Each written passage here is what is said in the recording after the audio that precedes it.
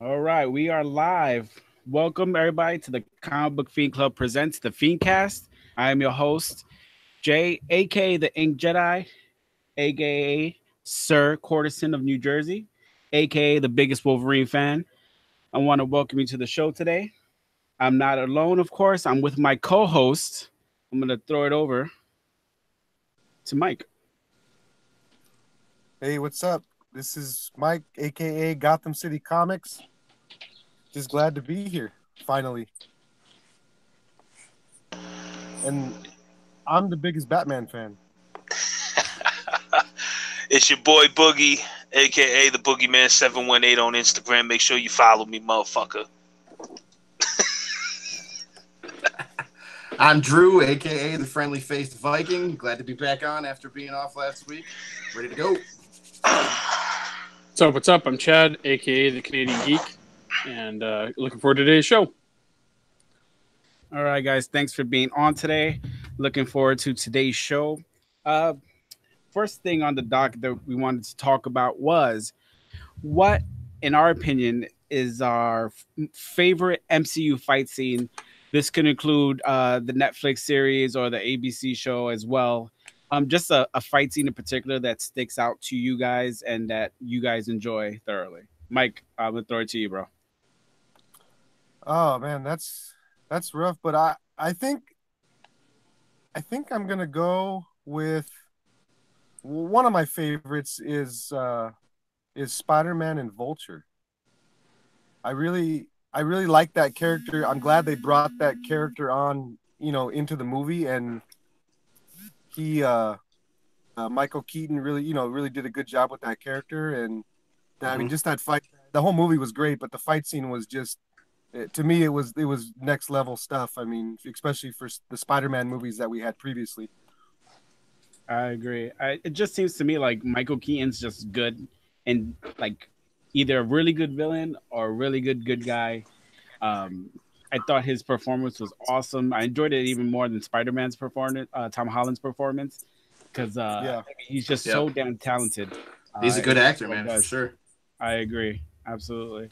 Cool. Boogeyman. Favorite fight scene. I got a couple of them, but I mean, honestly, I really dig the whole fight scene with Logan in the very beginning of the movie when he's sleeping in the limo. The guys are trying to steal his tires, steal his rims. Right. Like, I just really liked it for the simple fact that he comes out and he's like all hungover and shit.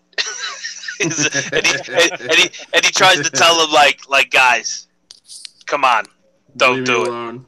Get shot. He gets shot and then he gets up and he's still like, excuse me, guys. I really don't want to have to fuck you up right now. Can you just go? you know? I don't want to have to kill all you motherfuckers right now.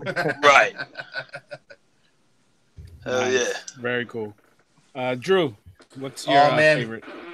I gotta say, the entire Captain America Winter Soldier movie was full of just badass fights, but the one that's still my favorite, the elevator scene.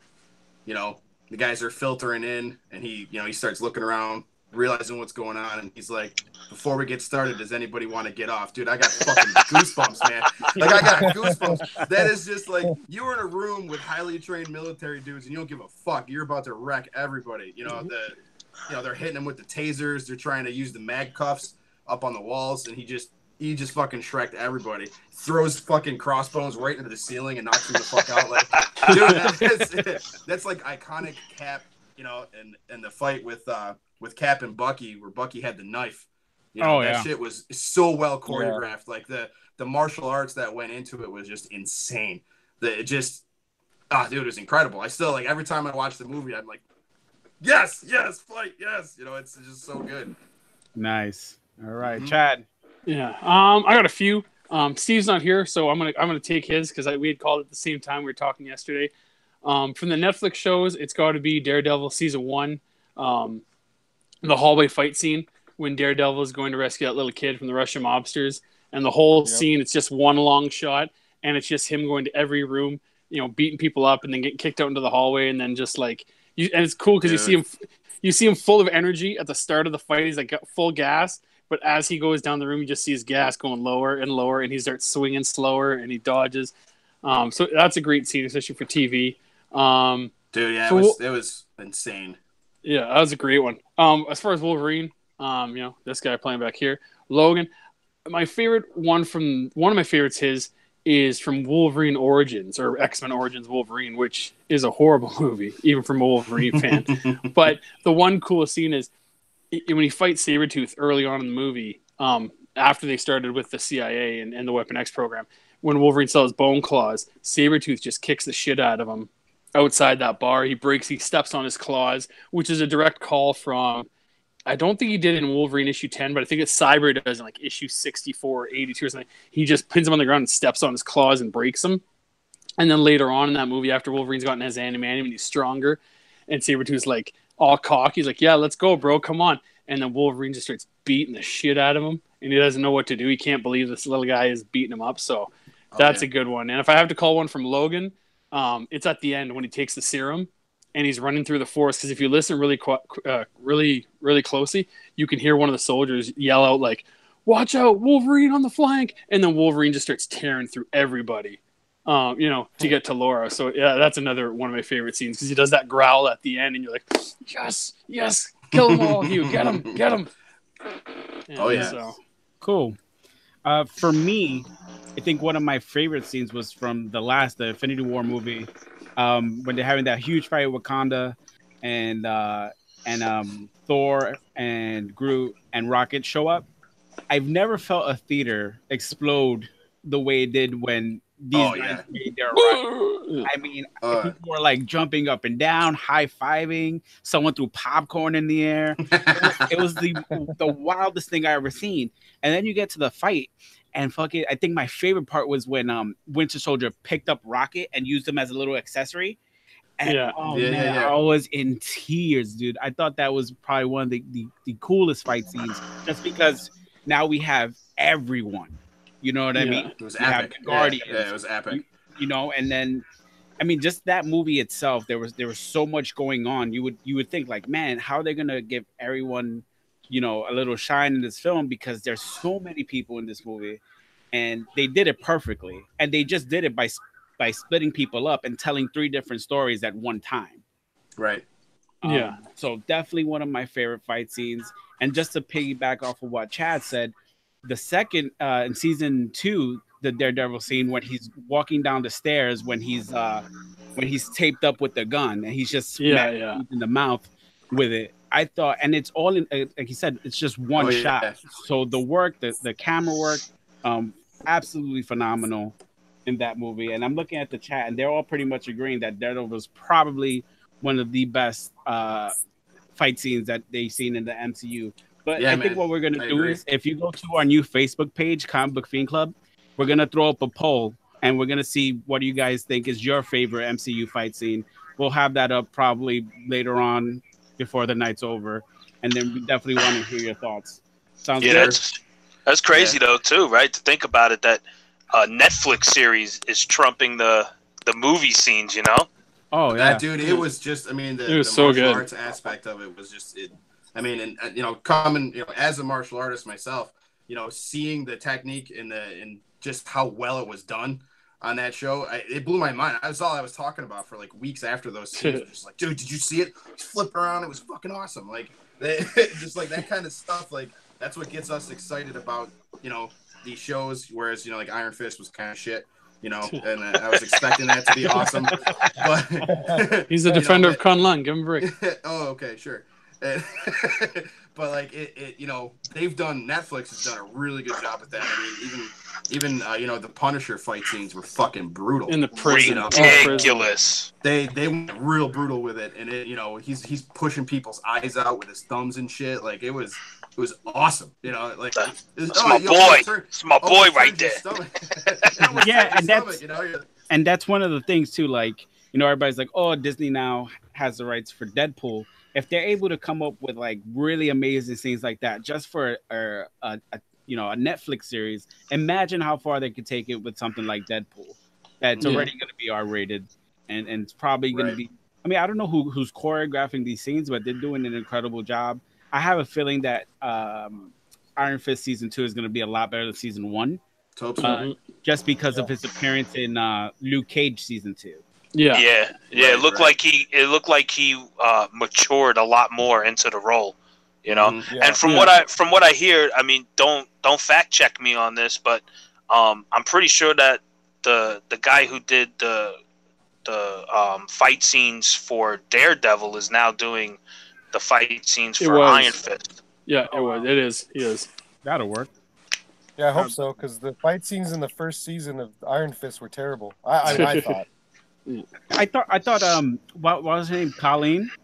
I thought she was pretty good. Colleen was pretty better cool. better than Iron Fist anyway. And I was just like, she really stole the show on that one. I don't know if Blade counts as MCU, I gotta go with Blade 1, the fight at the end with Deacon Frost. I would say the fight at the beginning at the club, that was pretty cool. Banger right in the front. That fight scene at the end of Blade, like some motherfuckers are always trying to ice skate uphill. He has one of the cleanest back kicks I've ever seen in my life when he's just wrecking those dudes. It was so awesome. It's Wesley Snipes, bro. That was Wesley Snipes in his prime. He's a beast, man. Yeah. God, that's still. I'll go back and watch that movie, and it's kind of a little cheesy now, but it's still like I still get all fired up and want to put on some fucking sunglasses. And start, it's the same. It's the same heel kick he used in Demolition Man too, and it's just as clean. Dude's clean, man. He's clean with his technique, and it's you can tell there's intent behind it. Like he's not pulling punches and kicks. He's fucking hitting stuntman. Right. Don't get in the way, bro. Don't get in the way. At the end of the day, Blade couldn't defeat the IRS, and that's why we never got another. That's why we never got another Blade movie. Low blow, bro. Being a daywalker doesn't put you in a good tax bracket. Taxes, guys. So moving on, open enrollment is next month. October. I'm sorry, not next month. October 1st. Sorry about that. October 1st. We're just gonna talk a little bit about it. We're gonna keep talking about it as it comes near. Boogie, I'm gonna throw it to you, man. You want to give some thoughts on open enrollment, and then we'll just go down the line. Yeah, man. I mean, I've been seeing a lot of potential prospects that have been hitting us up in the club, and I like the fact that people are listening. Last year we kind of only threw the message out once, and it didn't seem like it really stuck. But it seems like people are being more enthusiastic now about joining the club, and I think they're finally getting the hint that it's not all about just going out there and collecting comics, man. We're trying to form a bond with everybody, So I like the fact that people are being a lot more personable now, Right. Yeah, for sure. Mike, you got any advice, any tips for potential enrollees? Yeah, I mean, I'll just kind of piggyback off of Jay, but I think the thing too is being more personable, because he said, it's not all about comics. I mean, we want to see you, we want to see your family, we want to see what you do outside of comics as well, and I mean all that stuff helps. And I've been getting messages from prospective people, and just telling them, hey, just do these things and you'll be fine. And so I think all that stuff helps, especially being personable. We want to see who you are, as a person as well, not just your books. Right. Agreed. Yeah. Yep. Drew. Well, I mean, I'm coming up on my 1-year anniversary here in the club on October 1st. It's been a crazy year. I mean, I stumbled on the club just from the comics for the military thing, and I started messaging Aaron, Merc with a beard there, and we started talking, and he kind of really turned me on to the whole thing. I started reaching out to everybody. That's key. Reach out and talk to us. Even if you're not going, if you're a West Coaster, talk to the East Coast guys. Like, we all talk to each other. It's not, we have our own chapters and we have our own things going on, but we still all communicate when there's new people involved. And that's going to be key, is talk to everybody. Find everybody on Instagram, hit them up, start liking their pictures, throw comments out. Even if it's taking a shot, like, we appreciate that shit. We just posted pictures of our feet in the East Coast. You know what I mean? Like, no, not everybody did that, by the way. I was not jumping in on that. Us brave few. But it's not just, like Boogie and Mike said, it's not all comic books. I mean, I don't have a huge collection. I really only collect cat books, and even at that, I don't have any huge money books. I mean, I think my best one's Cap 100. It's about everything you love. Like, we're all nerds. I collect Dorbs, fucking Funkos. I got all kinds of shit floating around. We love everything. So even if you're not a huge comic guy, you still have a place in this club. You know what I mean? Mm-hmm. And if you feel like, I don't know if they're gonna like me. I don't like Boogie. I'm just kidding. I love you, bro. But I mean, we've created some serious bonds. I mean, Chad, before we go to Baltimore, Chad's coming to stay at my house the night before we leave. Oh, that's Jay. So you might not make it to Baltimore. Not yet. It won't. Yeah, depends on if we can get out of the bedroom. Mm-hmm. But like Jay. You ever see two bears make love? Your wife and my wife have been talking. Like my wife is making friends with people involved in our community now, and she's not a comic book nerd. She just loves her dog.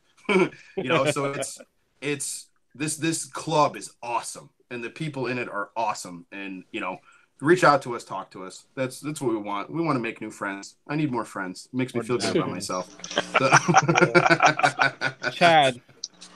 I don't think anything hasn't been said yet. Like I said, it's all about, how you interact with us and letting us know that you really want in. Like, I know when me and Drew got in the same class, when I was making my posts, I was tagging everyone, like, hashtag CBC, Comic Book Fiend Club hopeful, Comic Book Fiend Club, East chapter, West or whatever. And that's what we just look for. We look sure that guys want to know. We want to know that you want in.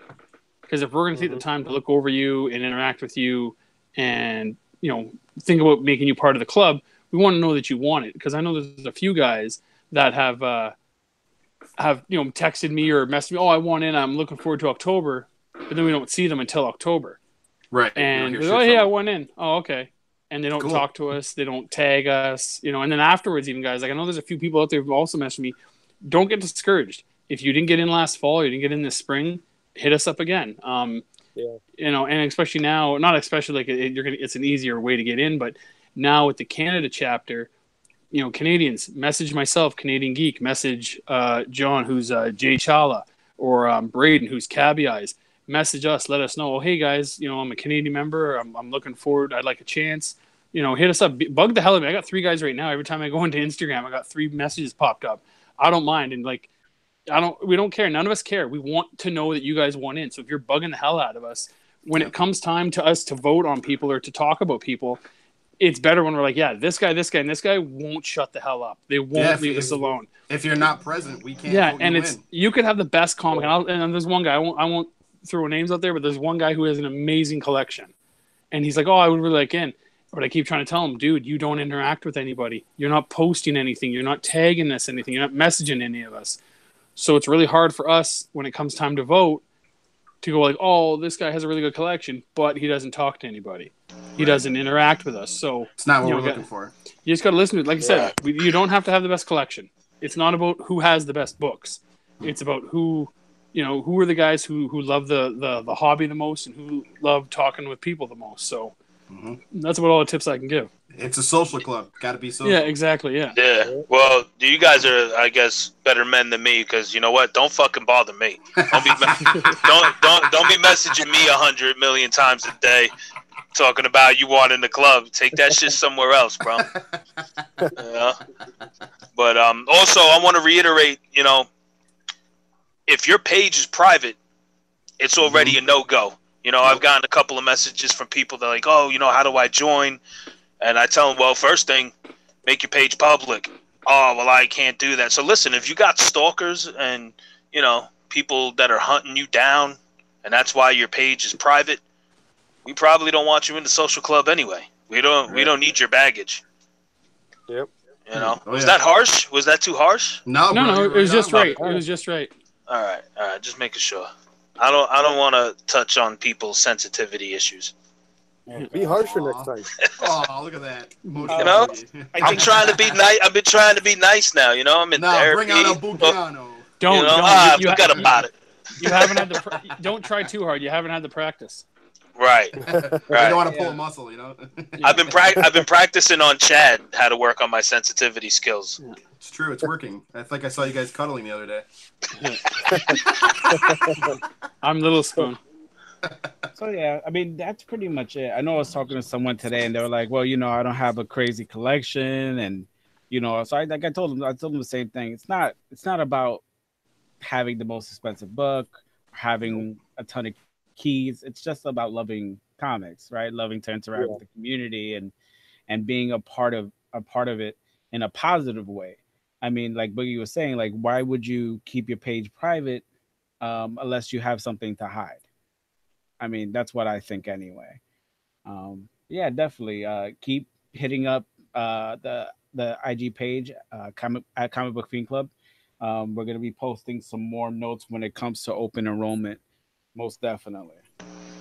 Yeah, and also don't be afraid to message us on Facebook either. You know, if that's that your too. social media platform. We're on Twitter. Do we have a Snapchat? Do we have Snapchat? No, not yet. I think we're working on that. Well, we're gonna have a Snapchat, so y'all can hit us up on that too. You know, so Well, don't message Boogie. Message the rest of us. Right. I mean, you can hit me up. You know, I'm an approachable dude. You know, but if you're sending me 20 messages asking the same fucking question after I've already answered you, it's not helping your position. If you hit me up and you're like, oh well, how do I get in the club? 9 out of 10 times I'm like, yo, have you talked to anybody else in the club? And they're like, no. Well, there's your first mistake, dude. Don't just hit me up. You know, hit everybody up. You know, you got to get to know everybody. It's not just my decision if you get in or not. Yeah, especially the presidents and the VPs for each chapter. You know, hit them up too, because that's a great way to get noticed. You know. Yeah, Drew loves when people message him, so you hit him up all the time. I love it. Send me anything you want. Uh-oh. You just opened the door, bro. Here comes some foot pictures. Hey, more foot pictures. I'm good with that. Yeah, right. You're gonna be getting those fucking hashtag Me Too's real soon. That's gonna be the new requirement in enrollment is feet pictures. We got to see what your feet look like. If we can't see your feet, we can't trust That's you. it. Anyway, but that's it, guys. We just wanted to keep letting you guys know about that kind of stuff. Moving on, one of the big things I noticed, like when I first started collecting, was when I learned about CGC and when I learned about CBCS. As far as grading companies and things like that. I'm gonna throw it over to Boogie and let him take this one. What are your thoughts, bro? CGC or CBCS? Do you prefer one over the other, and if so, why? Well, I guess if I'm going to go with the company, I'm going to go with CGC, and that's only for the simple fact that they're the OG out of all of them. They've been around longer. I have an account with them. I've never actually sent anything out with CBCS. I have bought slabbed books from CBCS, but you know, the whole grading thing, there's a lot of controversy with it.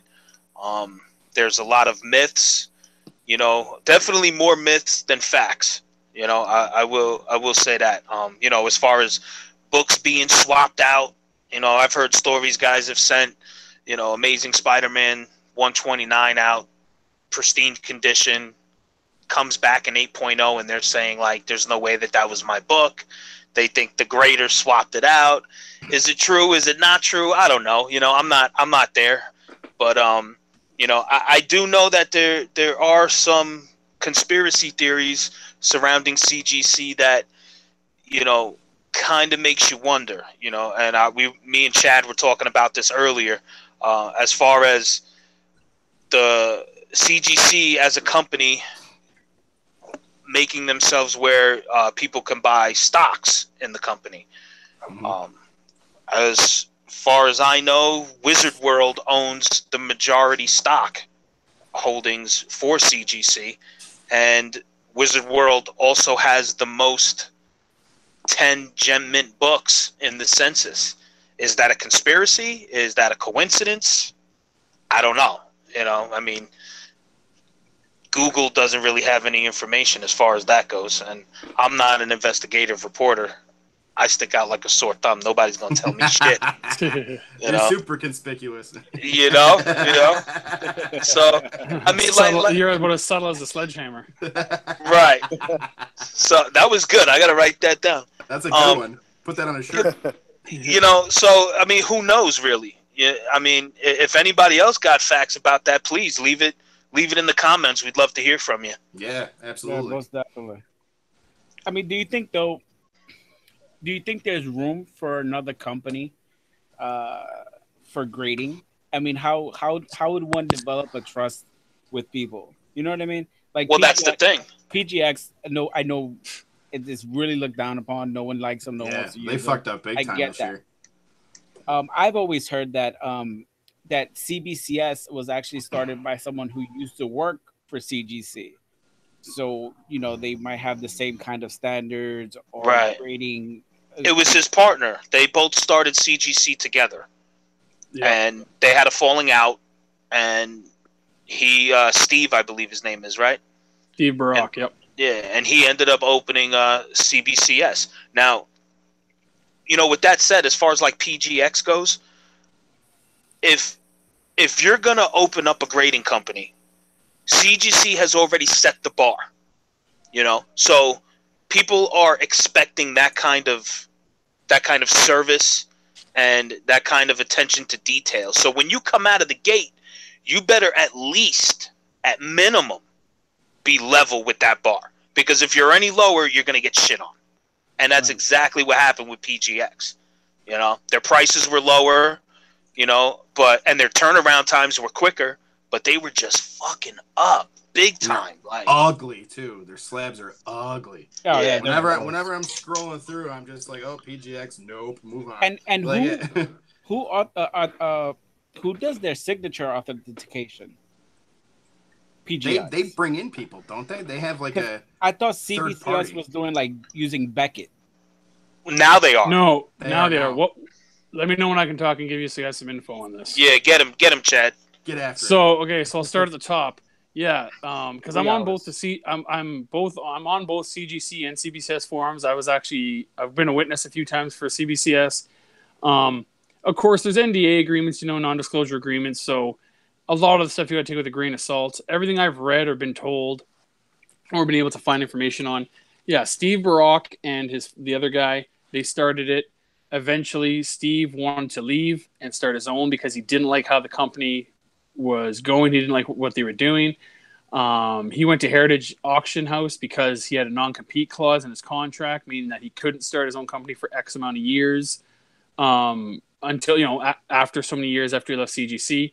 I've been told and read that the second that was up, he started CBCS. Yeah, I've heard a lot of weird things. Like 2 years ago, if you were a big collector, CBCS was really coming hot on the heels of CGC because CGC had like that year where it's just they brought out 2 or 3 different holders. They all sucked. People were getting wrinkled books and wavy books and Newton rings, and they just kept trying to fix it, and they were doing dog shit, and their turnaround times were horrible, and CBCS was really running at a good pace. And then CBCS started screwing up, and they started having controversy with their slab. Some guy said he was able to like crack the thing open from the side and pull the book clean out without cracking the slab totally open and put another book in. And then there was a whole fake signature thing with Liefeld and Jim Lee where even though Liefeld said, I have 8 or 9 pieces, they're all CBC except this one piece from CBCS seemed to cling on the fact that it was that one piece from CBCS that got verified. So yeah, right now, like I've given, and I'll tell you right now, and I'll only say it because I witnessed it. This isn't like a secondhand. I heard from a friend. I witnessed this with my own eyes. 3 years ago, Toronto Fan Expo, guy walked up to a CGC table, and he was just shooting the shit, and I'd been talking to him in line, so I knew me and him had different books. We were getting the same services. We were getting Fast Pass, Authentic Witness, like just the same modern tier, whatever. So it was like $80 or $90 when all was said and done. And he was making jokes. He's like, "Oh, how much to get my book a better grade? You know, wink, wink, nudge, nudge." And the guy was like, "Oh, yeah." And then when he went to pay 90, now for you people who don't know, Canadian money is colored. So $90 is either going to be like $9, $10 purple bills, a red 50 and a couple of green 20s. You know, like there's only so many combinations you're going to have. Well, this guy handed him like that. Like it was like 6 or 7 like red and green bills, which is way overpriced, which is way too much. And he just kind of handed it to him. And I was like, huh. Like, that's real weird. Because he just handed him the one book. I was there the whole time. He handed him the one book and gave him like $300 worth of money. I'm like, huh, okay. It's a little underhanded. Yeah, I can't say what he was doing, but I'm like, it's just really weird that he handed him a stack of cash and, guy didn't give him any change back. But I've heard a lot of horror stories from both companies. And especially now, I think, unfortunately, with their holder and with the move, I know CBCS has taken a really huge hit with their move to Dallas. There was a lot of excitement when Beckett bought them out, and I was excited because, like, hey, good. Like Beckett, if you don't know sports cards, Beckett's like the number one in the world. Nobody's better than Beckett when it comes to authenticating and grading sports cards and that kind of stuff. So when they got bought out, people were like, okay, great. It's going to add another level of sophistication and another level of expertise to the whole company. And then they did the move and they just started getting behind on everything. And then they did the move to Dallas months back and shit just went sideways off a cliff. Like, they're so far behind, they eliminated their Fast Pass, like completely. There's no date of last I was told, there's no date of when Fast Pass is coming back. Books are taking, like just regular books were taking 4 or 5 months, are taking 6 or 7 or 8 now. You call their customer service and it's just day after day of mailbox full. So, I buy both. But unfortunately, I think until they get their act together, until they get their turnaround times down, I'll be probably sticking with CGC for a little while. But I like a lot of the guys at CBCS. I like what they're doing, and I like the fact that they're trying to take away that monopoly that CGC has, in the market, because they got good graders. They know what they're doing. I just think they need to kind of tighten all the screws and right the ship before they can really make another push. Right. Yeah, I agree with that 100%. Yeah, definitely. And a lot of graders left CGC and went to CBCS. But with any big company, there's always going to be slowdown times. Times where they're running behind on things, especially when there's a merger like that. Right. And I think sometimes as a consumer, people get so wrapped up in the whole, me. Where's my shit? Da da da. Like they're not keeping in mind that, you're paying for a service, dude, and there's other shit that goes on along with it. Like sometimes you need to just have a little bit of patience. I mean, no, I want my book now.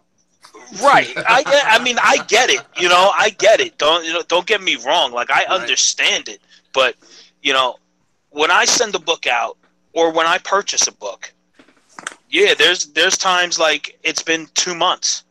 I'm like, yo, where's my shit at?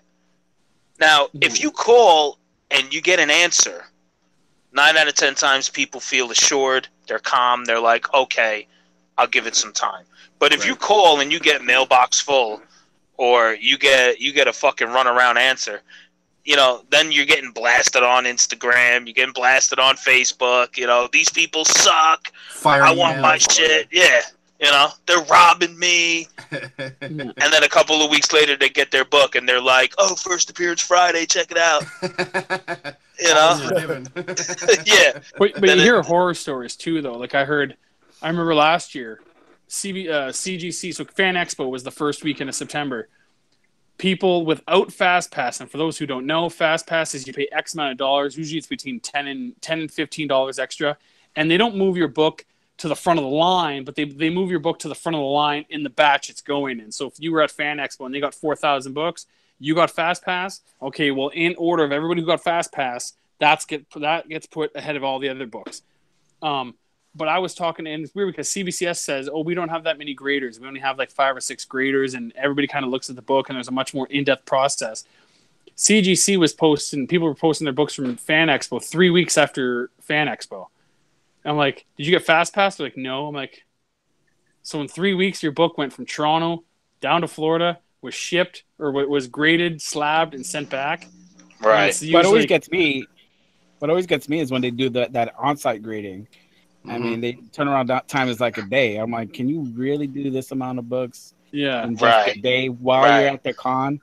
You know what I mean? Volunteers and they're fucking grading books. Yeah. And there's the question: Are they actually grading these books, or are they just right? I've heard of they look at the cover. It's a 9.2. Fuck it. Slab it. You know. They just have a guy walking down 8.5.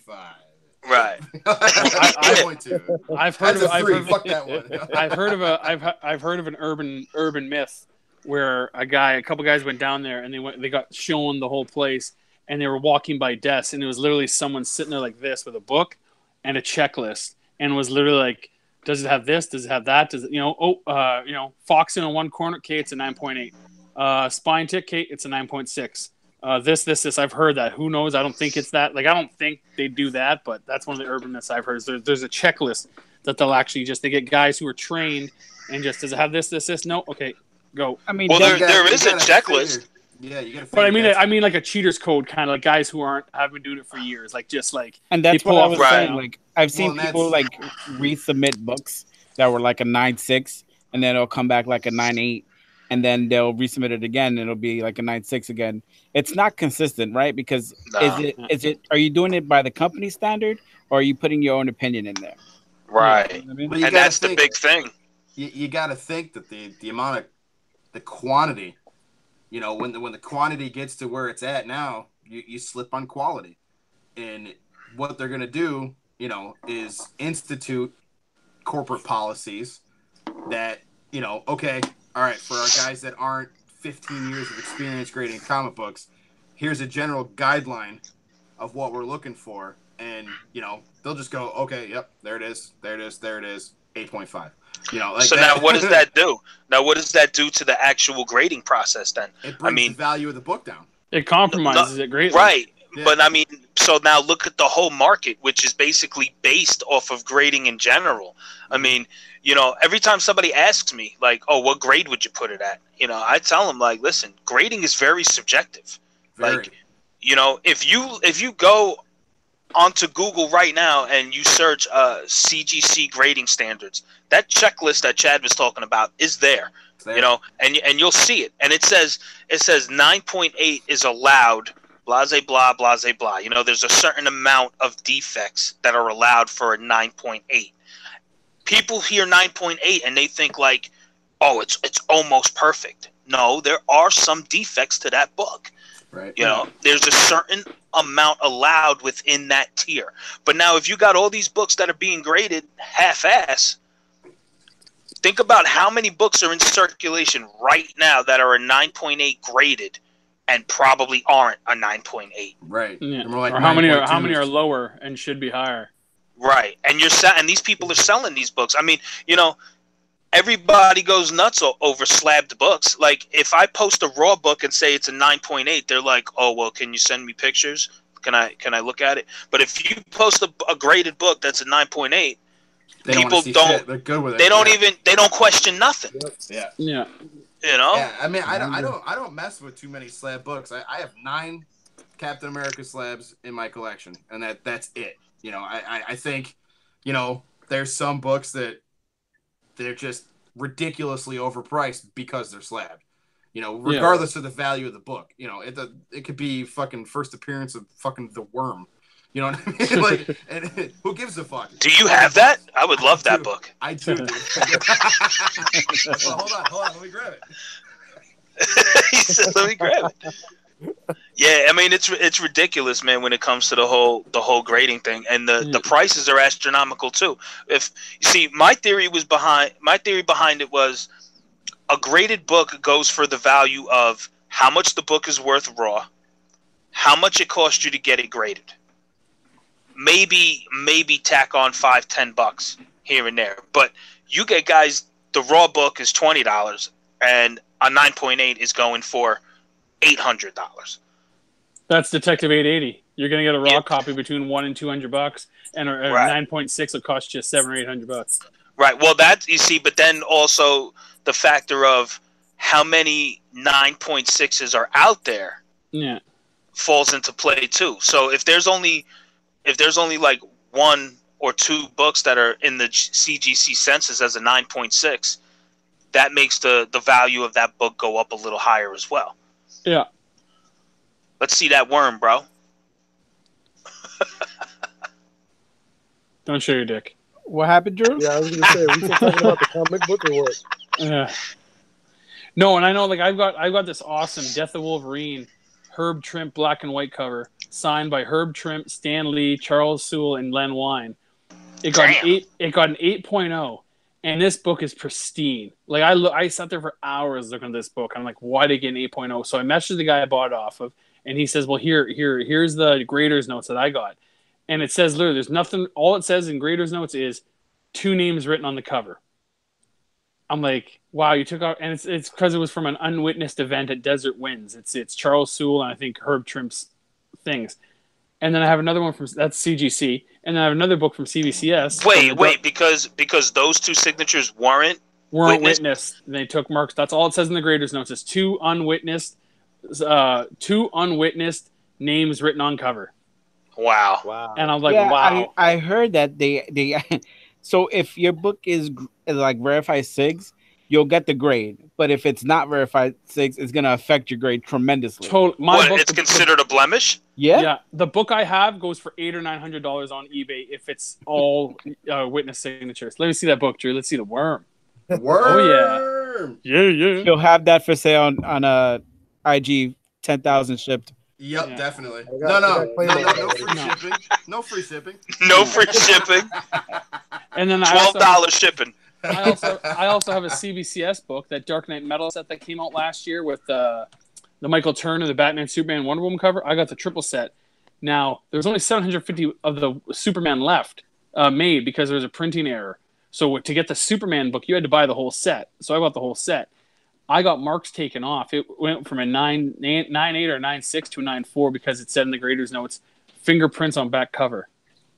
And I was like, for Hey, lift fingerprints? those off with some tape. Like, I get it. Right. I didn't pay for restoration. I get that. That's fine. But it's like, you couldn't have took a Kleenex and went, 3 seconds Right. of work. No. But it's just, I get That's why what you they get for did it, eating but it's chicken just... and holding books. Yeah. But see, that's the Well, thing is, who says it's my fingerprints though, right? That's the other thing that kind of got me. I'm like, I had that thing in a plastic bag with a cutout window on it. So how did it get fingerprints on? Because I didn't grab it. Right. You know. So Man, that's fucked up. I mean, listen, I heard a story. I got a boy, right? He was at we're gonna I get think banned it was- from using both these companies. yeah. All your I gotta- accounts are gonna be canceled. I got a boy. I think it was at East Coast Comic Con. He bought a bunch of like exclusive books that were just to that con. And when he got the signature, there was a CGC witness with him. Right, he gets the signature. I believe it was a Mike Zex sig. He was telling me, and John Beatty. He gets the sigs, and the witness and him both go back to the CGC booth to where the shit is going to get graded, right? Now, these were limited edition books. They literally, the chick that was working there, like, had stacks and stacks and stacks of books on this shelf behind all the staff members, right? With pieces of paper in between them, I guess, with, like, the people's information, like who the books belong to. Well, at some point in time, during the convention, that whole shelf fell over, right? Oh, shit. And all of the books got mixed up, dude. Oh. So my boy's telling me, he's like, I'm waiting for these books. Like 4 months later, all of a sudden he gets these books in the mail, none of which are the books that he fucking bought at the con. Wow. So he was freaking out. And that means if some of these books were like 100 print run, and they went somewhere else, and that, you know, like, who's going to be like, oh, this isn't my book, It's Yeah, a right. fucking, it's a $2,000 book. You know what I mean? Like, oh, this isn't my book. Like, We're just gonna. We're not even gonna post that on the internet. That one just goes in a cave. right? Yo, no reimbursement, no discount, no nothing. They didn't do nothing for Homeboy. Wow. Yeah, it's pretty That's shitty. fucked up. That's crazy. All right. Well, awesome. All right. Good talk. That was awesome. The McConaughey. Learned a lot. I mean, I would just say to anyone, just do your research, man. Mm-hmm. See what people have to say and just use your gut. You know what I mean? Use your best judgment. Hit the Ink Jedi up. He'll help you out. Yeah, he's a master grader, I hear. Absolutely not. No, never mind. The master something else. I'm sorry, I pronounced that wrong. So since I'm the biggest Wolverine fan, Ooh. I thought it would be fun to. Oh, the Yeah. Nah, man. Let's talk about Wolverine, man. Do you guys have any favorite runs? Any favorite stories? Anything that you probably enjoyed a lot, and maybe stuff that you didn't enjoy so much? I'm gonna throw it over to Chad, man. He's a big Wolverine mark. Chad, man, what are some of your favorite Wolverine stories? Okay. Here we go. Even though I got it playing in the background. Some of my favorites, actually, I liked. The problem with Wolverine was kind of cool in the fact that his past was kind of almost like the Joker's. For a really long time, the writers never said, they'd give hints at what happened. Like he couldn't remember anything before Weapon X got his hands on him. And even then, after that, his brain was all wishy-washy, which was kind of cool because it's like, it gave at least future writers not having to explain what they did because they could just say, no, it, they don't he have doesn't to remember anything. Yeah. And then I forget who it was. It wasn't Simone Bianchi. It was someone else who came up with this character called Romulus, and a really stupid looking character. And the whole thing was, they're like a demigod, and they had chosen Wolverine like 200 years ago to like be his puppet master, and through his whole life it was this guy pulling the strings, and it was just a really stupid So story. kind of like Van Helsing. Kind of, yeah. So I didn't really like that. I kind of liked how they had kept it a mystery. And then two of my favorite storylines are actually newer ones are Origin and Origin 2. Origin 1 was written by Joe Quesada and Paul Jenkins, and was drawn by Andy Kubert. And then the second one was Origin 2, which was written by Kieran Gilleen and drawn by Adam Kubert. And they kind of they retconned his history, and they said, no, this is where he started in northern Canada in the 1800s. Sabretooth he kills a dude who ends up being Sabretooth's brother, and Sabretooth has to go hunt him, and Wolverine has to run away, and he gets captured by the circus, and then he's in a mining town, and like they did it very well. So I was like, okay, that's a retcon I don't mind, because it was very well done, and it kind of took away the shitty Romulus thing that they did. But a lot of the old stuff, like Frank Miller's miniseries in '82 was amazing. It was so well drawn, so well written, Of course, Larry Hama, who had a really long run on the series, especially with Adam Kubert in the '90s, is really good. There's a lot of stories out there too. There's a lot of cool. Old Man Logan, has to be up there, by Mark Miller and Steve McNiven. Hey, save some for other people. Oh, okay. Sorry. Well, you're asking, the second biggest Wolverine fan in the club, I guess. Keep going. What in particular did you like? Like, which one would you say was one of your favorite runs? Why did you like it? And give a brief synopsis. I mean, if you have to pick so one. hard. If I had to pick one, is there one that you go back to and read? Old Man Logan, and it's only because now I'll go deep cuts. I liked Wolverine as a kid for kind of a lot of reasons. A lot of people like comic book characters because when I was a kid, I'm still a big guy, but when I was a kid, I was a fat kid, and people would tease me relentlessly, right? And what I loved about Wolverine is in the comics, he's 5'0" nothing, and he doesn't give a shit. He doesn't care if you're his height or if you're 20 feet high. You start something with him, you better be ready to finish it because he'll fight you to the death. So I kind of always liked how he didn't let his size and his stature and he didn't really have superpowers like Batman, but like Superman or Green Lantern or whoever, right? Or Spider-Man.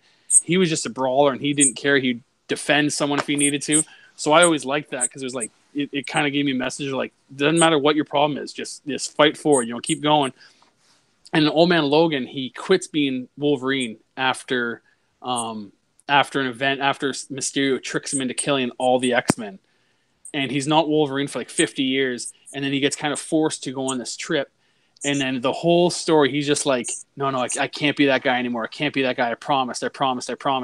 Until finally somebody snaps, makes him snap, and he just goes ham. He just starts shrekking everybody he sees, And I was like, yes, like get him. Like finally the Wolverine that I know that I love is back. So like Wolverine is best when he's just give him a target. Give him a Full target. berserker mode. Yeah, just give him a target and get out of the way. Doesn't need politics, doesn't need talking. Just let him do his thing. Awesome. Boogie, you have a favorite Wolverine run? Frank Miller's definitely one of my favorites. That's for sure. I like the run that Daniel Way did. That storyline was actually one of my favorites. Also, it's hard to pick any single run and just single it out. I mean, Wolverine in itself, regardless of who writes the story, he's always the same basic savage, and that's what I always loved about Wolverine, and a lot of people have this misconception about Wolverine that he's just a ruthless killer, and it's really that's not his MO. He was a soldier, period. His whole life was based on following orders and doing what he was told, and even then he was always going against the grain. Like he'd get an order and be like, I don't agree with it, and that's why they always wanted to kill his ass, but they couldn't because the motherfucker was a beast, son. Oh man, Drew. But yeah, do you have stories that I honestly I never really read much Wolverine.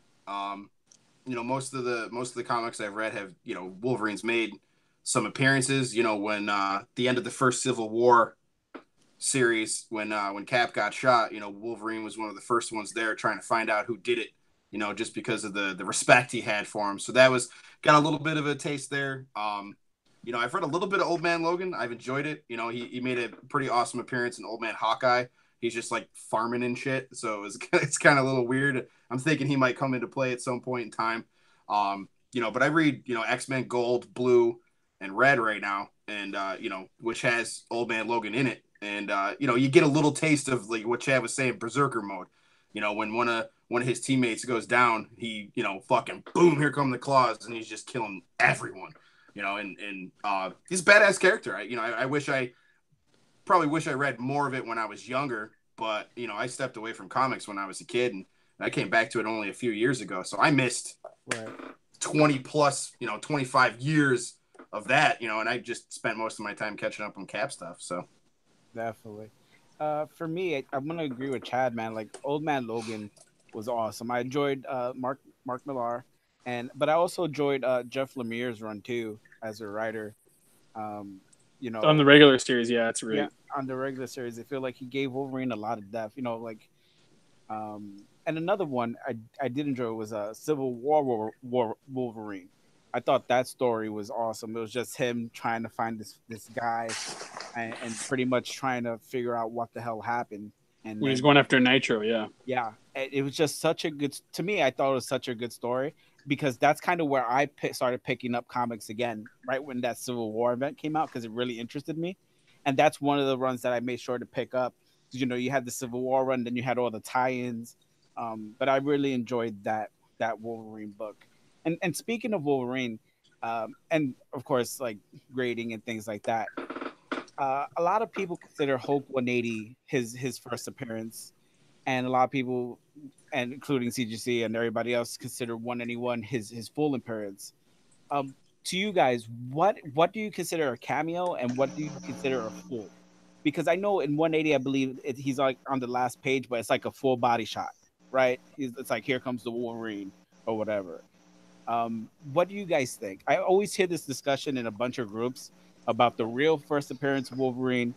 I know other characters have had a cameo appearance. They'd be like a fucking shadow or something. You know what I mean? Like something Right. ridiculous like that. And they're like, well, that's a Yeah. cameo. You know, as in 180, you see Wolverine in all his glory. What do you guys think about that topic? Who goes Uh, first? I'll jump off. I'll jump off. I think of a character, if you see him, if he talks, if he announces who he is, or it's said in that frame who he is, I think that should be a first appearance. Yep. A cameo is when you kind of don't know them. They might say a line or two or something. You don't really know what's going on. That's a cameo. You know, even if it's a shadow. If they had like a shadow of Wolverine's head and he says, "Here comes the Wolverine," you could be like, "Okay, well, that's a cameo because we didn't see what he looks like or whatever." But the last panel is him. Is Hulk and Wendigo on each side of the frame looking up as Wolverine lunges off a rock, and he says, "Now you're going to have to deal with the Wolverine." And I'm like, okay. And I honestly, personally, I think it's CGC has pushed the market towards 181 because they'll have like, and it's so weird because they'll have like the first appearance of Darkseid is this. I don't know what issue is, but I know the issue. It's his face in a television. That's all it is. It's a television box with Darkseid's face on it. That's his first appearance. And it's like, Right. Damian Wayne, you don't see him. You don't know who he is. He's in shadows the whole issue, 655. The last panel on the last page, he looks at Talia al Ghul and is like, "Is that my dad, Mom?" And that's his first appearance. Like, well, you know, like, I wish it was a 180 because 180 right now is a lot cheaper than a 181. I can maybe afford one. But, nowadays it seems to be, if now it's on the cover. If you're not on the cover, that's a cameo. Right. If it's on the cover, Right. even CGC was arguing with Scott Snyder over the story I read on the interwebs was like, oh, CGC argues with the creator of Batman Who Laughs over first appearance, and he was like, I wrote the character. Why are you arguing? Like, CGC was literally arguing with Scott Snyder over the first appearance of a character he made. He's like, are we what? Yeah. But I would consider 180, like I said, I would consider 180 the first appearance because you see him in full costume, he talks, and he identifies who he is. Boogie, sound like you were gonna say something, bro. No, I mean, I was just kind of being a cheerleader for Chad right there because, Pretty much nailed it. Yeah, he pretty much really, really did nail it. I mean, again, that's the market propaganda, bro. Like, at the end of the day, that's all that it is. Because, I mean, even if you look at Spawn, like, what exactly is the first appearance of Spawn? Is it the Malibu book? Is it the Rust book? Yeah. You know, like it's insane. Like Spidey's black costume. That's what What's the first appearance of Spidey's black costume? I mean, it doesn't. Don't I was told it was a Marvel Age book. Don't some of them say like it's a shared first appearance? Like, how do you share a first appearance?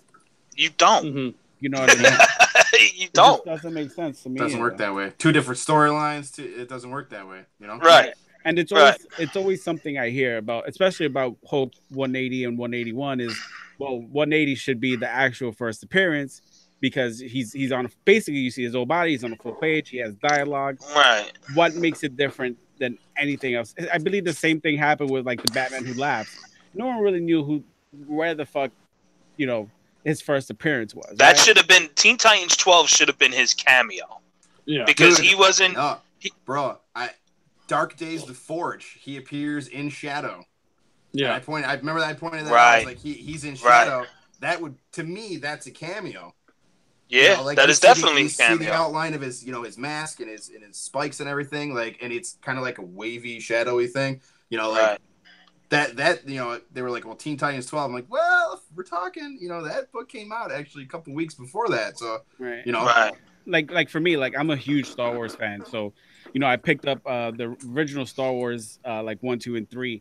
So if you go to CGC, it'll just say, oh, this is the movie adaptation, blah blah. But if you pick it up through CBCS and they grade it, they say, oh, this is the first appearance of Luke Skywalker and all this other shit. It's such a weird difference between the both companies. You know what I mean? Like it just doesn't make no sense, and it feels like maybe these companies are actually driving and influencing a lot of these books as far as like cameos go and first appearances go. You know, it's just it's really crazy to think. I always felt like 180 was Wolverine's true first appearance.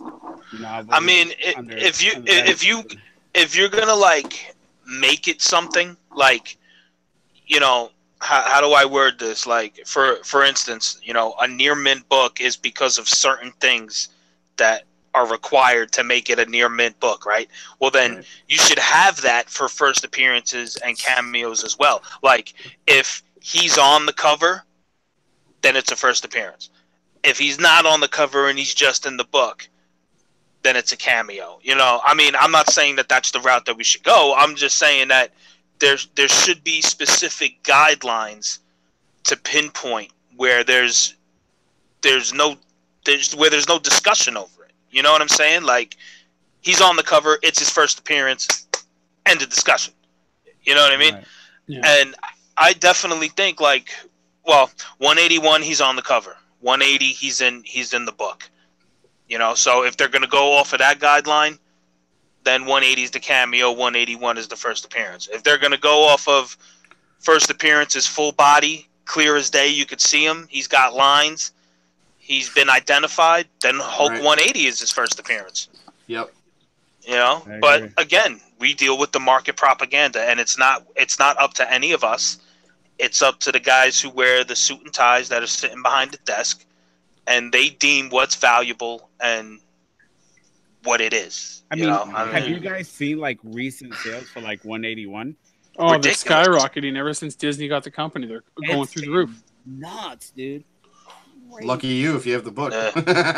Nuts is an understatement, bro. Like it's gotten out of control, absolutely out of control, and none of the prices. Like if you compare the prices for comic book price guide to eBay, none of the prices on eBay are fair market value. No. None of them. 2 years ago, I didn't quite have the money, but I could have had I known a book was coming up. I could have got a 5.0 for $2,000, which is a really good price. Now I see guys online selling like 3.5s for $2,100. I'm like, whoa! I have a that's 3.5, and I remember paying like $1,000 for it, and then I had a 4.5, and I probably paid around the same amount. Back in, like, this was like 2 years ago, dude. You should sell me that 3.5 for $5,000. cheap. 50% for $5,000 and a reach around. But that just I was just show. I mean, another good question: what book you guys see in the next year or two fucking going bananas, like jumping in price? It'll definitely be an market? X-Men book. It'll be an X-Men book because Disney now can make the movies. I think giant size X-Men, you're gonna start seeing Hulk-like numbers. That's a good one. That's a good one. It's gonna shoot up real high. Yeah. Well, it's already started shooting up. I've seen prices increased within the last couple of months for giant size X-Men. If they can get the Phoenix movie right, you know, that book will shoot too, big time. Oh, yeah. I mean, right now it's kind of inching its way up there too. Yeah, slowly creeping up. I was Look at the Boogie about it the other day. We went to the shop and this guy had it for like a raw copy for like $300-400, and Boogie was like, "I don't understand why." Like he doesn't. I don't understand why this book is climbing so much. Just pick it up. You know? Why? And why? it's right. Just, honestly, the market, man. eBay. I tell you what, it's funny because I just won something off eBay, and the guy hit me up. He's like, "Hey, I just want to make sure you paid because, you know, I see you only made a couple of purchases." And I'm like, well, that's because I don't buy my comics on eBay anymore. Because it's really hard to get a good deal unless you just happen to get the right seller. Like, for example, I'm trying to get Deadpool #2 hip hop variants of like 1 in 100. It's the Vanilla Ice cover, and at 9.8 it's going for like $800, and I'm just like, why? Yeah, you know what I mean? It's a modern book. It's insane. And it's a book I would love at some point, but damn, you know, help her brother out. And what's stupid is there's that parallel with the movie market. Oh, the movie's coming out, but what does it matter? Because that movie is going to have 3 or 4 sequels, and then it's going to be rebooted and rebooted and rebooted with different actors and different writers and different stories. But that comic is always going to be the same. You know what I mean? Like like let's just say like Ra's al Ghul, the first appearance of Ra's al Ghul, I think it's like Batman 232. He was in the movie Batman Begins, but the book is still going up just because it's a good book. But we saw him on Gotham.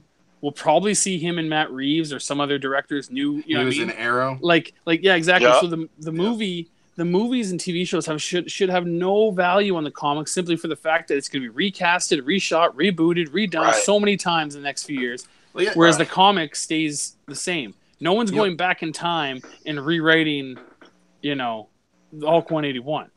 Right. It just. I mean, look at Spider-Man 300. Like the last few months. Holy especially those chromium covers. Those are going for crazy amounts of money. Last one I saw sold was like $750. It was amazing. Wow. That's for you, Chad. Not for nothing though. I mean, if you look at the market though, it's not guys like us that are buying these books and making them so valuable. No, it's like these movie buffs that are buying, and they're a lot of these movie buffs, they got a lot of money to blow through, so they're buying tons of these books and then reselling them. Flipping them. Yeah. So that's why these books are going up so much, because now you go look for dude. What, 6 months ago, if you looked up a Hulk 181, you probably had like maybe top 20 listings on eBay. Right. Like, if you look that shit up now, there's fucking hundreds of listings. All of a sudden, 181s are fucking spewing out of everybody's ass. Everybody's got one. That's gonna happen with Spawn #1 too. When that movie starts getting closer and closer, it's already starting to kind of. That's why I can only hope that the market crashes and I can get one for real cheap. Awesome. Right. Paul left a comment. He said, Wolverine's second appearance is Giant Size X-Men 1, but he's also in Hulk 182. Yeah, so Paul's wrong. Right. Paul, you're wrong. What? Because they didn't come out at the same time, right? No. Giant Size X-Men had come out first? No, Hulk 181. Unless Giant Size X-Men came out between Hulk 181 and Hulk 182. Right. I think that's what he's trying to say. Like, I don't know which one predates what. Because that's the thing with the Batman Who Laughs. The CGC is saying, yes, it came out after that book, but in the storyline and continuity, Teen Titans 12 happens before that issue. So that's his first appearance. So Boogie's going to look it up right now there. So looks like an air traffic controller with that damn headset on. So you're clear for landing. What you're saying is, in storyline, if it comes out after, but he's before, then he would be first. Yeah, which I think is stupid because it should just be like when it's out. It's ridiculous. It's in the book. I don't give a shit about the timeline when the fucking book came out. It was ridiculous. Yeah, because then technically, X-Men: Days of Future Past is the first appearance of Wolverine in the Sony series because he travels all the way back to 1973. Right. Or sorry, no, 1962 in First Class when he tells Magneto and Professor X to go fuck themselves in the bar. Yeah. Or although is that a cameo? No one knows. No. Yeah. Let's see. Let us know where you find, buddy. Yeah. Fucking type it. Yeah, I'm on it. You one finger typing, dude? Take forever. Yeah. But I type like this. Yeah, me too. Yeah, because I that's what I heard too. Like sometimes a book would come out like a week or so before, and then they'll be okay. That's actually the second appearance or whatever. But, well, according to Wikipedia, Giant Size X-Men came out in May of 1975. I think it was a month apart. Oh, and 182 came 84. out December 1974. Yeah, so X-Men 182 for Hulk is his second appearance. Interesting. Very interesting. Very interesting. It gets real messy with some of that stuff though. I mean, like I got I think Strange Tales 12 or 13, which is the first Silver Age appearance of Captain America. It's really not, it's some book, you know what I mean? Like it there's a lot of that, especially in the Silver Age. They did a lot of that shit. It kind of screws with, one book will be, a 300 book, but then the other first appearance is only $60. They screw with you real hard in there. I believe it. I mean, because you see, anytime a movie comes up, you'll check eBay the same day. It's like hot movie coming soon, first appearance. hot Oh book. yeah. You know what I mean? And that's Right. just, I mean, like when I first started collecting after years, it was just because these movies were coming out. I'm like, oh, like for example, um, let's say like the first appearance of Ghost or whatever. Um, you're like, oh, let me buy this because she's gonna be in the new movie, and this book is gonna make me a millionaire. And you're Oh, totally wrong. oh, you talk Yeah. about Ghost in the Shell? No, Ghost from Iron Man. From Iron Man. He from Ant Man, the bad guy in the second Oh, movie. And that's what you see happening a lot is like a lot of people who don't really know just pick up these books because they're like, oh, they see movie, they see, you know, first appearance, and like, okay, this book might be worth something down the line, and then Yeah. you know they just drive up the I market. bought that 3-part series for Ghost. I bought that at a local shop for $6, all 3 issues. I saw people selling on eBay for $100. I'm like, wow. Oh, here's You one. are- Here's I'm looking at the comments. Attila Farkas. What do you guys think about Shazam? The movie. The movie affecting the book value. Ooh, Uh, I mean, You know? yeah.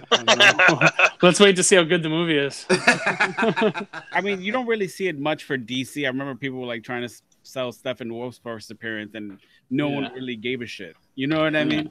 They got to make a good movie before the speculators can Yeah, jack yeah. the prices up on the book. Yeah.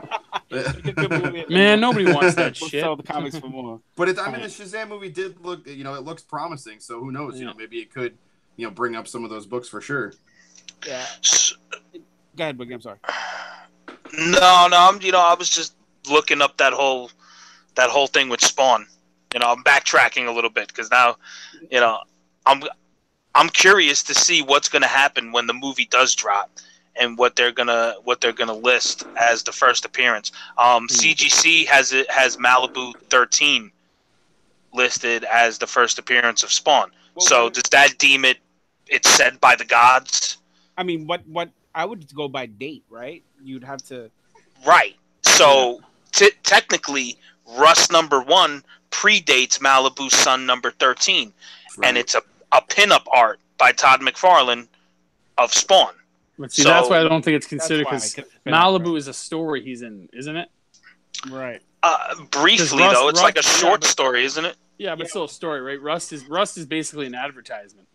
Right. Right. Right. So what? I get what Rust is his first cameo. Maybe. Or nothing. Just- First pinup Yeah. appearance. Yeah.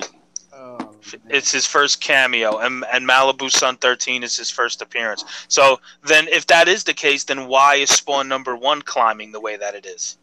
Because the movie. Because the I'm movie. sure that could be the only reason. Yeah. That's his But- first appearance solo title. Yeah. Yeah. Yeah. Full series. I mean, his sometimes first appearance. Sometimes yeah. they really reach on some of those things. They'll be like, first cover appearance of special appearance by whoever. You know, First what I cover mean? appearance with eyes open while talking. Yeah. You know what? You know what? In the comments, the text 84, he makes a good comment here, and it's a very good question. Why don't we just ask the Todd father? That's a good point. I'm Get him gonna on do the that show. tonight. Get I'm gonna on the message show. him. I'm gonna message him. Yo, Yeah. what's the deal with Spawn, bro? Yeah, That's the well, perfect way to approach it. He'll just ask his money man, which do I have more stock in? Which book? Okay, it's this one. he'll just fucking draw something. Yeah. That's it. Hold on. I got to make another 1 in 1,000 variant that nobody can buy. Yep. Oh gosh, I'm gonna start it on those. Those are the He's worst. such a douchebag Canadian. Todd Oh, Wise. so You guys can have him. Nah, we don't want him. You can take them back. Oh man. So I guess moving on from that great topic, DC streaming service. Anyone here thinking about even getting it? I'm thinking. Nah. I'm thinking about it. I don't I'm care. only thinking about it because aren't they gonna have like a bunch of like original shit that you're not gonna be able to find anywhere else? Yeah, they're supposed to have. It's the internet, though. You can owe. Is that where you're going to get that somewhere Titan else. show? They're supposed. Yeah, that's where Teen The Titans. fuck Batman? Yeah. They're gonna have Yeah. a ton of that, like older shows, I guess. I guess it'll be the Netflix to everything that DC has ever come out with. But they're supposed to have like a Swamp Thing series, a Harley Quinn series. Mind you, we haven't seen any trailers or anything for those. You know, Wouldn't it be Right, cool if 'cause they it's put all up all talk the right now. animated stuff, It's all all the talk right animated now. shit. all the animated shit. I mean, what I'll do is I'll try it out for a month, see Free. how I like it. I do like their animated shows; they're fucking Yeah. awesome. So I don't mind watching that. But everything else, I don't know. I don't know how I feel about Teen Titans. I'll wait till the whole season's out and I can binge watch it. And then I'll do 30 days free and just binge watch the show. I mean, they just might have the whole season out in one shot. They're gonna do it like Netflix, I would think. That's the best way to do it too. Yeah. Right. Because didn't they have a yearly subscription plan as well? Yeah, you could do it monthly or you could do it yearly. I think it was like $80 or something Nah, was it that much? for the year. That's not bad when Netflix is, $11-12 a month. Right. Yeah. I think it's like 80 for the year, and then 10 or 11 a month, depending. So if you think about it, Yeah. you're saving some money. But is it going to be worth your money, though? Like, you're saving money, but the money you're spending is going to be worth it because... Fuck, man. Give me Batman the animated series. Give me Yeah. Justice League animated series. Give me all the animated movies. Like, stuff like that is stuff I would definitely watch. Yeah. I want to watch Teen Titans just to see what the hell they're doing. So it's 15 months of unlimited access for $74.99. There it is. Yeah. It's less than $5 a month. But the important thing is content, man. You can say all that shit you want, but Yeah. if you don't have the content to like on that, no one's gonna want to watch it. Like ready to go when they launch too. Yeah. Right. Not just like Right. coming soon. Here's one season of this bullshit, and you gotta wait 6 months for more. It's stupid. Right. It better be Well, all ready to go. their site is basically promoting everything. Like they're gonna have everything.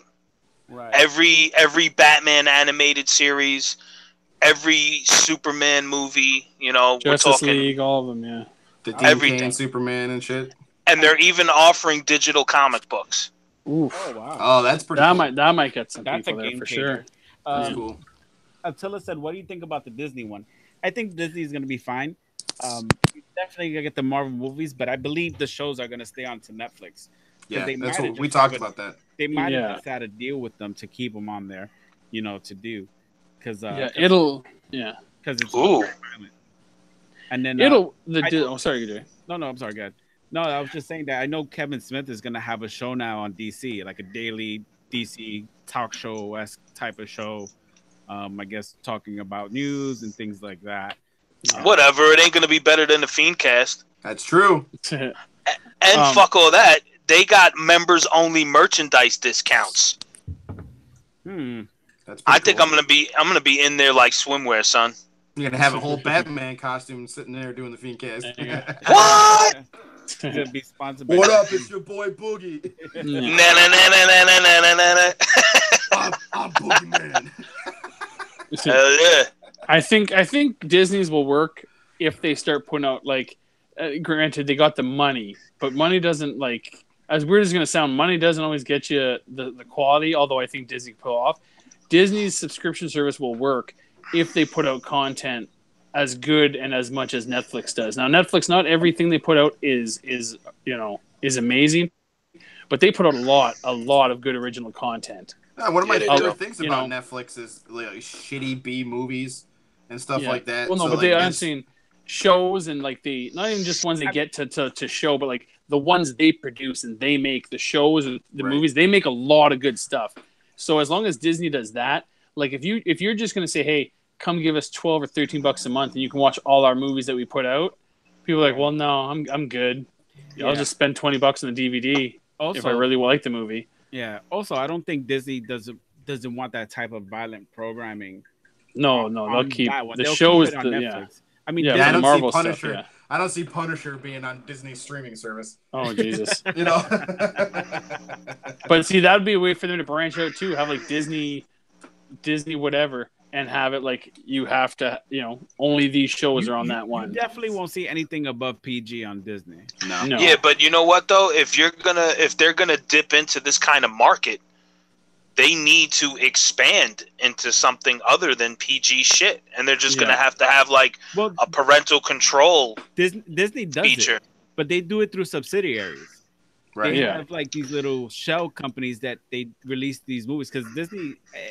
I mean, That's bullshit though too. Disney's been doing X-rated shit since The Little Mermaid when that dude's dick was moving and all sorts of other crazy shit in those. You movies. ever look at the cover of Little Mermaid, man? There's shit going on in there, man. Yeah, man. There's dicks everywhere. There's dicks everywhere, bro. Terrible. Little Mermaid sucking every dick in Atlantis.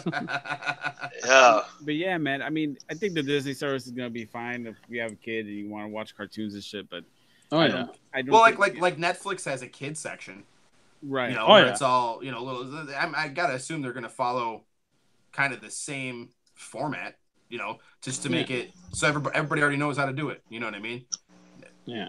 But if they start making movies like Coco and like Moana, if they start making those kind of movies through their streaming service, like Netflix does, that'll take off because they won't have to put they won't have to make $300 million movies for kids to put it in the theaters. They'll make $120 million movie, put it through their subscription service, and the parents will just be like, "Okay, whatever, I'll pay for it. I'll pay for it monthly." Right. And, Yeah, it's a lot easier to have your kids sit on a couch watching a cartoon than it is to take them out to the theater. Yeah, exactly. Yeah. Especially your little ones. Indeed. I mean, what would be great if they freaking did a Star Wars spinoff like Knights of the Old Republic or something cool like that. Yeah, just Ryan Johnson can't direct any of them though. Please go away. Oh, terrible. All right. Maybe they'll call Jeff Davis. Oh. Jeff Davis is an elusive figure. If we were to talk about him, he'd need his own episode. Yeah, exactly. Because what it is, he's you the can't unicorn of the CBFC. You can't contain him. You can't contain him in one episode. No, Nope. Even the strongest martial artist gets shot by Jeff Davis. Yeah, you can't. I've seen it. Oh man, so we're gonna be wrapping up here soon. Anybody has anything they want to plug? They want to, put out there for the world? Are we not doing the? Are we doing the? Oh, sorry. No, go go ahead. Go ahead, Chad. What were you saying? No, we're gonna run that for the next. Episode. Oh, okay. Yeah, but Chad, you're going to Fan Expo. Yep, in under a week now. Pressure's on. I got so many books to pull to get signed. Who are you looking forward to seeing most? John Byrne, and Jock. Without a doubt. John Byrne, for those who don't know, was a big artist back in 70s and 80s. Some of the classic covers, X-Men 109, although he didn't draw that, but he came up with the ideas for it. He created Alpha Flight. And he did a lot of the pencils, or if not all the pencils from, I think it was issue like 109 to like 147. So he did like the cover, the Days of Future Past cover, the original one where Wolverine's on the front with Kitty Pryde. I wonder if that's the actual first appearance of Old Man Logan, technically speaking, because he's old as balls on that cover. But and then he created Alpha Flight. So especially us Canadians, it was our X-Men. We all love that. And then he did Fantastic Four and a lot of shit for DC. Did a really awesome Superman run. So I'm definitely interested. I'm definitely looking forward to him. And then we got Jock coming over from England for the first time in Canada. I'm betting that his lines are gonna be long. But bring a sandwich. Oh yeah. So, but those are the first those are the biggest two. We also got Francisco Martinez over. Very cool. Liber Mijo, and if anybody sees me, I will have my vest on. I will have. Let me get them here. I will have stickers. I will have buttons. If you want them, come find me. 6'4", 285. It's not hard to find me. So and he likes neck kisses. That's right. Yeah. So hit me up, and if you want to chit chat about books in the club or whatever, just let me know. Very cool. Drew, anything coming up for you? Well, East Coast, we're all going to Baltimore at the end of September. Really looking forward to that. We're going to tear that place to pieces. I think we're up to like 5 or 6 members now total are going to be there. Yep. We're gonna be all over that place for 3 days straight. So if you guys see us there, obviously come tell us we suck, give us a hug, do whatever you want to do. I'm also gonna be at Saratoga Comic-Con November 17th and 18th with on Instagram it's Art by Jimmy 82. I know he's trying to get into the club, so maybe he's using me a little bit to kind of get in. But no, I'm gonna, Jimmy's a good guy. He's a great artist. I'm gonna be hanging out with him at his table. I'll have stickers. I'll have pins. I'll have any Denied. information you guys. I'm gonna have on-site enrollment. Give me a key, you get a patch. That's how this works. T-shirts, hats, and surrounds. No, so that's gonna be a good time. That's it's gonna be my first con actually hanging out with an artist at a table. Very cool. Instead of just going there to to dig through books and stuff like that. So that'll be an interesting experience. And hanging out with Jimmy's always a good time. So come see us there. Very cool. Boogeyman. Awesome. September 9th. September 9th, Clifton Comic Book Expo, Clifton, New Jersey. I'll be there walking around. I'll have the cut on. Most likely going to be there with my partner in crime, the Ink Jedi. Make sure you're following me on Instagram at the Boogeyman718 for updates. I'll probably be doing a live video on the Comic Book Fiend Club page at Comic Book Fiend Club. Make sure you're following all of our social media feeds, Twitter, all of us, Facebook, Tumblr. We're there. All right. We got a Tumblr too. We got a Tumblr now, yeah. Yo, we are moving MySpace, up in the Grindr. world, son. We're gonna be MySpace, Grindr. We're on Craigslist. We're everywhere. All right, Google us, motherfucker. Yeah. But make sure you're following us on social media so you stay up to date on everything club news related, comic related. You can also check me out at Monkey Biz Comics Official. That's the shop. We've got all the good stuff. You know what I mean? Got to throw that out there a little bit, a little something. And yeah, right. You know what I'm saying? If you see me in Clifton, if you're in New Jersey, man, and you're at that Clifton Comic Book Expo, I'll have buttons. I'll have pins. I'll have stickers. I'll have business cards. We could chop it up and talk about enrollment on the club. So don't let the beard fool you, man. I'm an approachable dude. Come check me and we could chop it up for a little bit. All right? Yeah, the El Boogiano. Very good. Forget about it. Forget about deal. Like Boogie said, I'll be at the Clifton Comic Book Expo as well.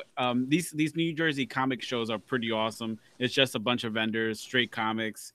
You meet a lot of interesting people, make a lot of interesting deals. I'll be there. We're definitely going to take some footage, try to talk to some vendors as well. We got some stuff lined up for the show. Comics MV will be on the show. He's one of the Instagram comic book family members from like back in the day. He's like an OG on there. He's going to be on the show. We're going to talk about his road to Action Comics #1. He was just able to pick one up. I think that's going to be awesome. Also, he just picked it up. No big deal. Yeah, no big deal. Right. It was a long journey for him though. Oh yeah. I believe it, man. Take some bags, some boards, and that Action Comics #1, please. Just one bag and one board, please. Yeah. Also, we're definitely gonna have Jem Mint on, working on a date for that as well. To have that dude on and chop it up. Also, want to make sure, guys, please subscribe on iTunes. Leave a 5-star rating. Leave a review. Definitely, it's gonna help with the show. Gonna help with content. Also follow us on Podbean, Comic Book Fiend Club. We're on there. Like Boogie said, we're on Twitter, we're on Instagram, we're on Tumblr, we're on Facebook. We just have a new page on there. Please go like the page, follow us on there. Do it now. As we're gonna be throwing out a lot of news out there. Come interact with us, post something. Let's talk. What else? If you're watching this live stream right now, like the video, man. Hit that thumbs up button. Let us know you're here. And please share. Share. Like, put the word out. Definitely. Tell people to come watch this. Tell people to download the show. And again, just if you have any questions, any comments, shoot them over to the DM. We read everything. We'll get back to you. I think that's pretty much. We'd love to hear from you. If you got any ideas for the show, man. Also, give us raise your topics. Definitely. Yeah. Also, Neil Adams right now is at the Hilton Hotel lobby. He is signing all he is signing $50. He's by the couches on the third by the floor. Couches. You got to admire that man's hustle. He's fucking Hawaii. He's like, admire is a strong word. He's at the hotel lobby. You'll find him there with his wife on the couches. For any of you who need relief, he's charging $50 per signature. I think it's a great deal. He's also gonna have there you go. He's also going to have some original art displayed on the floor of the Hilton because there's probably no tables. And that's it. Go check it out. He'll be there till 9 o'clock Pacific time. Right, there you go. We might have a due to the comments from this week's episode, we might even have a rap battle next week. What do you think? Oh shit. You know? I'm looking for these comments. I see I'm one. gonna have to start writing lyrics. Rap battle. Might have a little rap battle here. Maybe I can get a contender. You know, Viking raps right here. Spit hot fire, Dylon. I rhyme and I rip and I rhyme. Yes. You're too close, man. You're too close. You're too close. Dylon, and Dylon. Spit hot fire. All right, guys. That's going to be it for this week. Thanks for checking in. Thanks for the love. Make sure you like the video. Leave a comment. See you guys next week. Take care, everybody. Have a great week, guys. Bye.